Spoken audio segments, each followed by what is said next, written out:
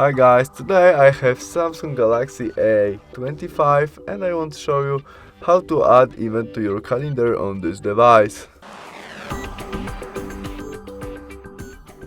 To do that, we must swipe up the screen and go to the calendar application, and now we set day when we want to add our event, maybe 17th of January. We click there and the plus icon. There we can add title of our event and when the event start and finish, but we can set that will be all day. Location of our event may be Warsaw.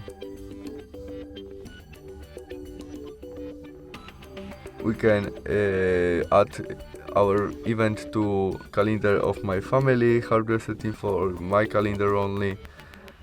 We can set alert day before, 2 day before, and custom. And now we can set repeats every week, every day, every month, or don't repeat. Repeat, no repeat. Sorry, I said wrong. Now we can add notes, video conference, attachment. We can invite someone, and after we do that, we click save, and we have it in our gallery, in our calendar right now. That's all. Thanks for watching. Bye.